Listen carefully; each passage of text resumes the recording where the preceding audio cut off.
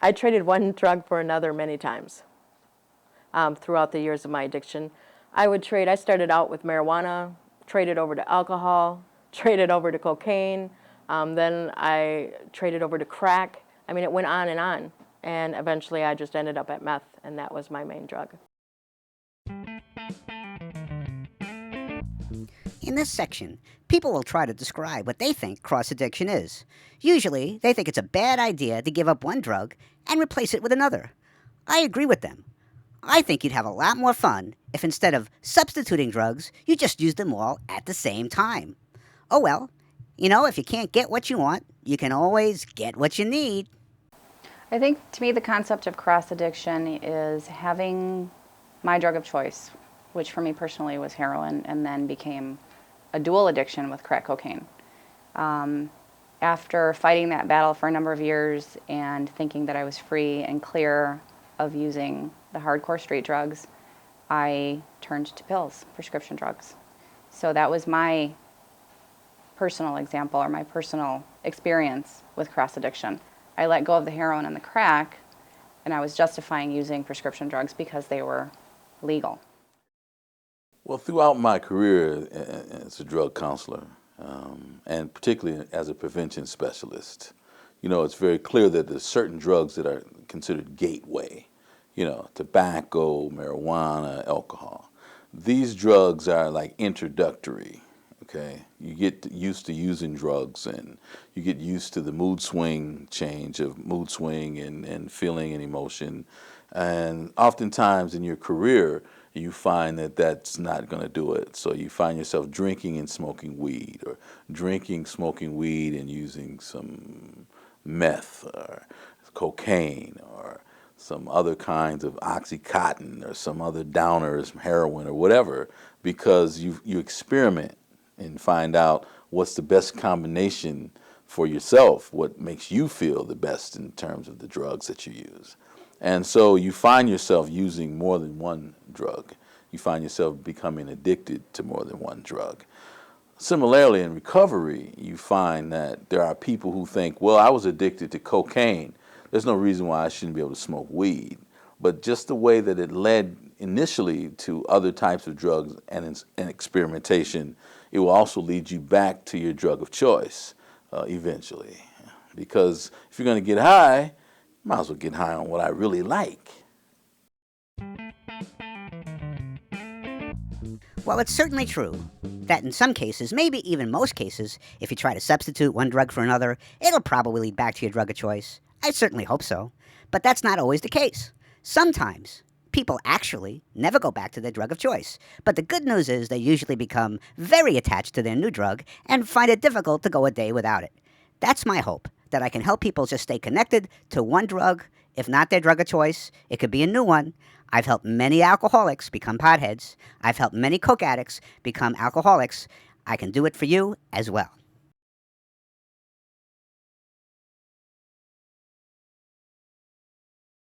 When I drank and used meth, I went to treatment, and this was when I was 17. And I said to myself, well, I'm going to treatment to stop using meth, but I'm going to continue drinking. And that did not work. It eventually led me back to my drug of choice. Yeah, I was cross-addicted all the time. I mean, any time I quit using heroin, it was pretty much automatic where I would switch to another drug. And I don't know, it seems like I didn't even think about it. I was happy that I had quit using heroin, and I thought that was such a great thing, but I needed to do something. What cross-addiction means to me is that we kid ourselves to think if cocaine was our primary, our drug of choice, that we can drink or smoke marijuana. What I've learned through 10 treatments is it's all the same. It's just a symptom of the fact that we are missing something in our lives. And every time I've tried to drink and not use cocaine, it has never worked. I always go back to my drug of choice. So being cross-addicted, I'm addicted to everything. I started off using marijuana, and I graduated to crack. So I think that if I would have continued to use marijuana the way that I was before I found crack, I was still abusive with it. I was really just trying to escape reality. I didn't want to feel. Now, wouldn't you agree that that's just one of the great things about getting high? It lets you escape reality and avoid those nasty, unpleasant feelings. And like he says, in a pinch, marijuana works as good as anything. We all know that pot is natural and completely safe. If you ever get to a point where you need to take a little break from coke or meth or heroin or some kind of pill, marijuana is the perfect drug.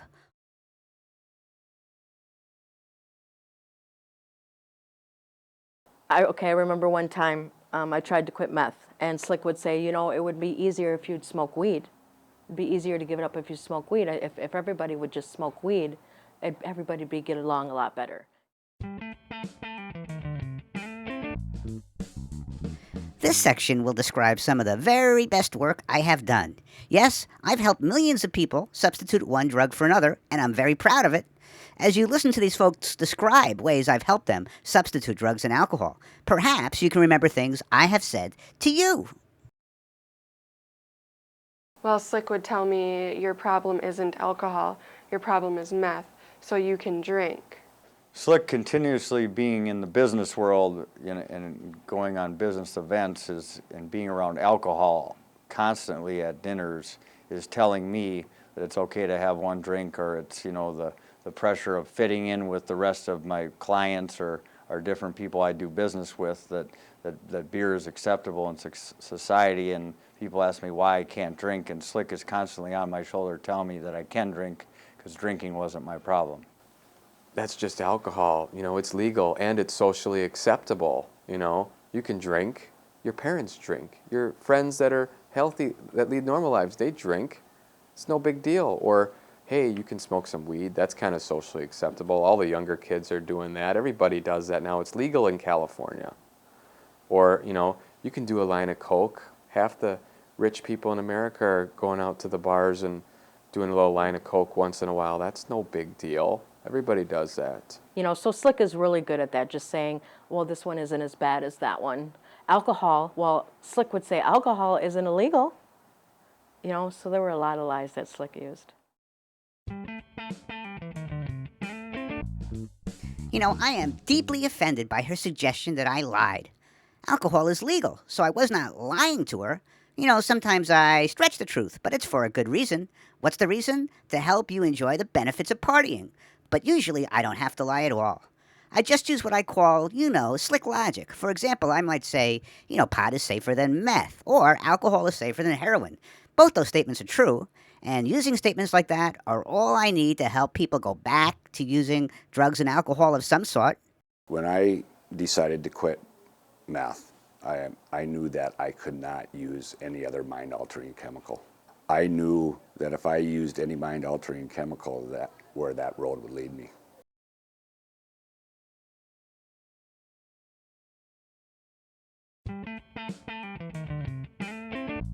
In this section, people are going to tell you why they gave up, I can't even say it out loud, all chemicals. Yeah, they gave up all drugs and alcohol.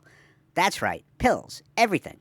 It's very, very, very sad for them and for you listening. Saul thinks that if you hear this junk, it'll help you to decide to do the same thing, give up everything. But you're way too smart for him. There's no way you're going to buy into this stupid garbage. This would be a great time to leave the room, go to the bathroom, or if you've got headphones, put them on and listen to some music.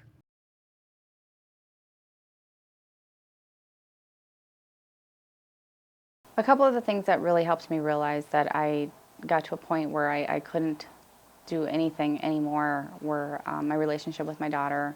It was becoming more and more strained. She would just look at me and ask me, "Did you use sleepy pills again?" And I would have to lie to her and tell her no, knowing all along that she knew. I got to the point where it felt horrible to live that lie. And just meeting new people who helped me in my recovery, who really stressed to me that I had something so much better waiting for me on the other side of that recovery door. I don't know if I decided to give up all drugs. I think that God transformed me in some way once I got to know Him for the first time in my life, that I no longer had the desire, because I saw that a life in God was going to be the life that I always wanted, and that this was actually going to happen, and that it was going to be possible, and I was going to be around people who loved and cared about me. I had real friends, and I lost the desire. And at the same time, I decided that, I guess at that point I decided I don't need that anymore, and I don't want to go back to where I was. I think it's really important for people in early recovery to abstain from absolutely every mind and mood altering chemical. In my early addiction, in my earlier recoveries, I always thought it would be okay to use something else or to have a drink or a beer in a social setting. But in this past recovery, I've learned that it's so important to abstain from everything, because you have to have a clear mind in order to deal with life on life's terms. Everyday circumstances require you to be perfectly and absolutely drug-free or alcohol-free. I was in a situation in my recovery where there were some people in my recovery group who felt they could drink beer and other kinds of alcohol because they were heroin addicts. And eventually it led back to the addictive behavior. The addictive behavior leads back to the drug of choice, which leads back to all the other degradation, which kind of wipes out all the progress you've made and kind of tells you psychologically that you're never going to be able to get straight. You're always going to be a dope fiend. Why even try? Why bother? And there are people who live their life like that, unfortunately. I think that if you're going to stop getting high, stop getting high. Find another way to get high, a natural high, and get high on life.